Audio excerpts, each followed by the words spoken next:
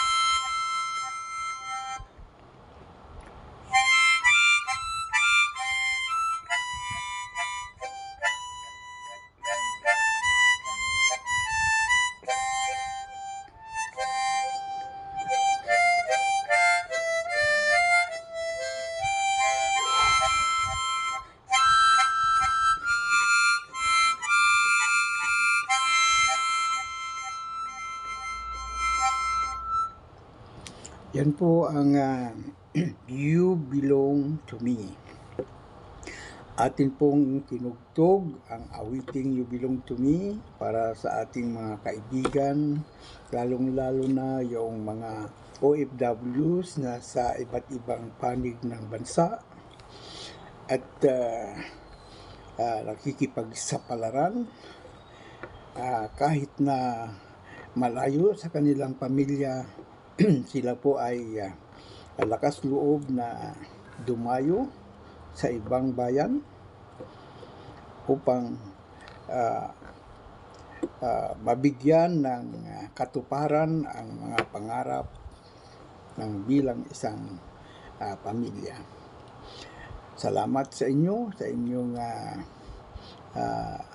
kasipagan, mga kapwa ko Pilipino na ngayon mga OFWs sa ibang bansa.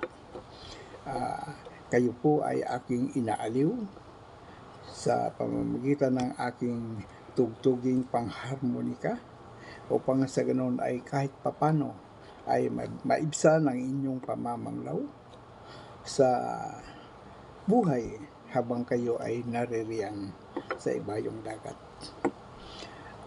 Mga kababayan kong YouTubers at yaong hindi naman kababayan na YouTubers na nakakaintindi ng ating sinasabi at pinapaliwanag sa tuwi na dito sa YouTube na tayo ay maging magalang, sumunod sa itinakda ng ating YouTube bilang community guidelines at ang pakiusap po naman natin ay sana'y panoorin ang mga videos sa simula at hanggang sa matapos at kung mayroon mang ads ay huwag po tayong mag-skip.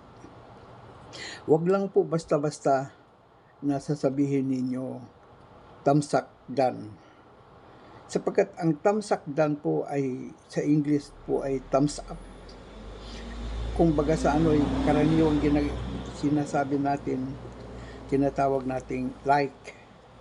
Like lamang po yun, thumbs up. Iba po yung watch. Pag sinabi nyo po na full watch o I am watching your video up to the end of your upload content, yun po ay talagang panonood at hindi basta tamsak. Kasi pag tamsak po ay tamsak lang. Wala pong views doon na makukuha. Wala po. Kung tayo po ay baguhan at nagpaparami tayo ng ating subscriber, ay maaari po natin gawin yun. Pero dinadaya natin ang ating sarili at ang ating kapwa.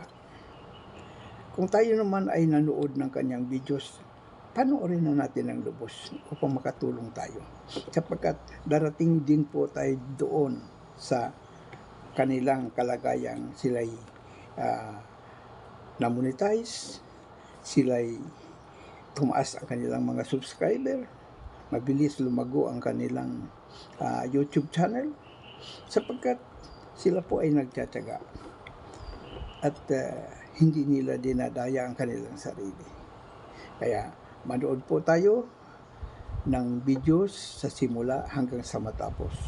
Sabihin po natin ang totoo sa ating komento na full watch, including ads kung meron man. Para sa ganun ay satisfied. Hindi lamang ang ating sarili kundi ang ating budhi, ang ating puso, ang ating isip na tayo ay nagsasabi ng totoo at nakatulong sa kapwa. Ako po ay hihingi ng kaunting panalangin sa inyo, kahit saglit lang, para doon sa mga kapwa nating YouTubers at hindi YouTubers na naroroon sa ibayong dagat, na naghahanap buhay doon sa lugar na mayroong kaguluhan. ipagdasal po natin na sila ay nasa mabuting kalagayan, nasa mabuting